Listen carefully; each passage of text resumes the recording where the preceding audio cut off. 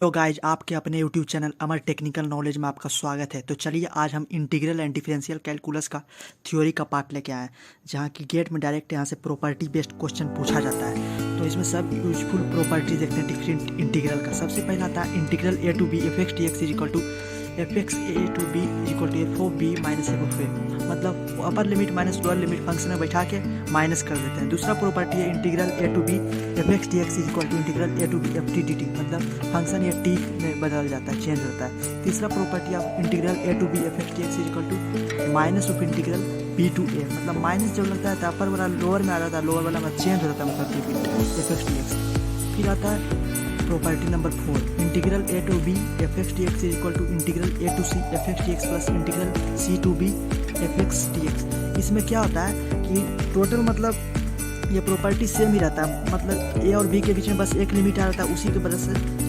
Attachment हो जाता है, इस तरह से शिफ्टिंग टाइप का हो जाता है हमारा प्रॉपर्टी। पाँचवा आता है integral 0 to E A F X D X equal to integral 0 to E F of A minus X D X, मतलब अपर लिमिट है जो एक्स में माइनस होकर डिफरेंशिएट इसको कर देते हैं, वही हमारा फंक्शन हो जाता है।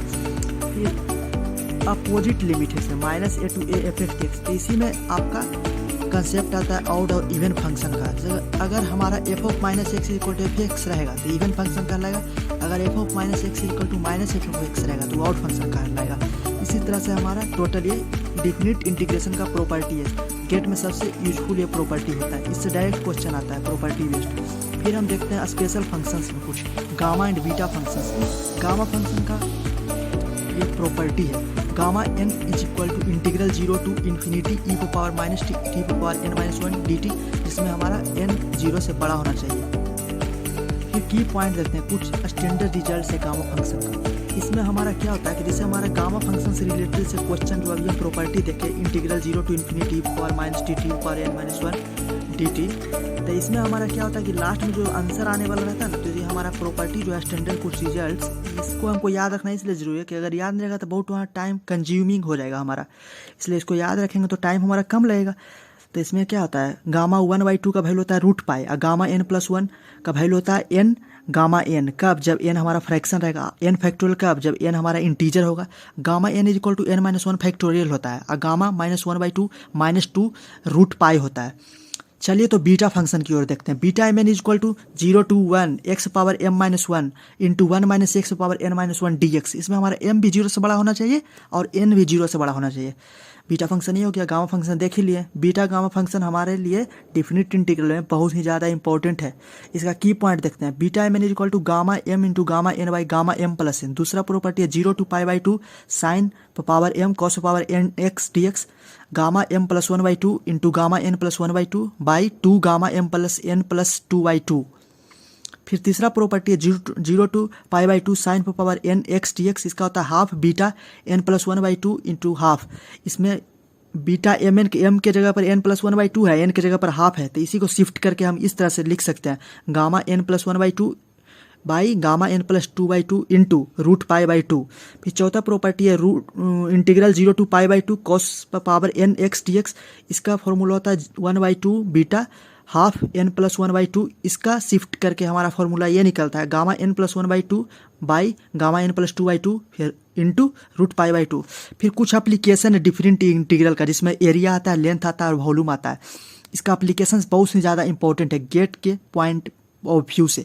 सबसे पहले आता है एरिया, जिसको क्वाड्रेचर भी कहते हैं। इसमें कार्टेशियन फॉर्म आता है, जिसमें एक्स वाई जेड होता है। एक पोलर फॉर्म आता है, जिसको आर बराबर होता है हमारा क्या आर स्क्वायर बराबर आता है हमका निकल के आता है X square plus Y square निकल कर आता है कि नहीं, क्योंकि आर उसमें हम एक्स को मानते हैं आर कॉस थीटा, वाई को मानते हैं आर साइन थीटा। उसको squaring both side and add करते हैं तो हमारा निकल जाता है पोलर में। फिर लेंथ ऑफ कर्व में आता है कार्टेशियन फॉर्म और पोलर फॉर्म। इसी तरह से फिर आगे देखते हैं वॉल्यूम ऑफ रिवोल्यूशन आता है। Volume revolve by x axis, x axis की ओर एक बार हम वॉल्यूम को रिवॉल्व करते हैं, मतलब एक्स एक्सिस की ओर हम अगर कोई भी वस्तु को अगर हम रोटेट करेंगे तो हमारा वॉल्यूम निकलेगा। फिर बाई एक्सिस के तरफ फिर रोटेट करेंगे तो हमारा फिर बाई एक्सिस के थ्रू वॉल्यूम निकलेगा। फिर अबाउट इनिशियल लाइन है, थीटा बराबर 0 होगा तो इनिशियल लाइन तो उसका डायरेक्ट प्लेन पर ही रहेगा। फिर about the line theta is equal to pi by 2 रहेगा। इसमें टोटल ये फॉर्मूला है। अगर एक्स एक्सिस पर करेंगे तो क्या होगा फॉर्मूला, बाई एक्सिस पर करेंगे तो क्या फॉर्मूला होगा। अगर लाइन के अबाउट करेंगे, प्लेन के अबाउट थीटा बराबर 0 पर करेंगे तो क्या हमारा फॉर्मूला होगा। अगर about the line theta is equal to pi by 2 पर करेंगे तो हमारा क्या फॉर्मूला आएगा। इसके बाद आता है volume as double and triple integral. ये तो बहुत ही ज़्यादा इंपॉर्टेंट है, इसको ट्रिपल स्टार मान लीजिए। ट्रिपल इंटीग्रल और डबल इंटीग्रल। ट्रिपल इंटीग्रल मतलब इसमें 3 तरह का आता है, एक कार्टेशियन, एक सिलेंड्रिकल और स्फेरिकल। स्फेरिकल में क्या होता है या फिजिक्स में भी पढ़े होंगे, cylindrical coordinate, spherical coordinate, Cartesian coordinate. इसमें डेल अथी ग्रेडियंट पढ़े होंगे, कर्ल डाइवर्जेंस, इसी से निकल कर आता है। इसमें ट्रिपल इंटीग्रल कार्टेशियन वॉल्यूम निकल जाता है dx dy by D Z. Cylindrical में ट्रिपल वॉल्यूम होता है r dr d फाई या डी जेड। इसमें r फाई या जेड होता है। स्फेरिकल में क्या होता है थीटा r और फाई होता है। डबल इंटीग्रल में आप देखेंगे। तो चलिए इसी तरह से हमारा आज थ्योरी का पार्ट डिफिनिट इंटीग्रल और डिफिनिट इंटीग्रल का हमारा प्रॉपर्टी इसी तरह से आज समाप्त होता है। इसके पहले भी हम आप लोगों को दिखाए थे लीनियर अलजेब्रा, और उसके बाद हम डिफरेंशियल इक्वेशन का हम मतलब कि थ्योरी का पार्ट लाए थे। तो इसी तरह से आप लोग चैनल पर बने रहिएगा। इसी तरह से मैं थ्योरी का भी और भी पार्ट लाता रहूँगा। तो अगर आप लोग चैनल को सब्सक्राइब नहीं किए हैं तो चैनल को सब्सक्राइब कर दीजिएगा। अगर आपने लाइक नहीं किया हमारे वीडियोज़ को तो लाइक कर दीजिएगा, और ज़्यादा से ज़्यादा लोगों को तो शेयर कीजिएगा हमारे वीडियो को, क्योंकि इसी तरह से मैं आप लोगों को वीडियो लाता रहूँगा। Okay, thanks.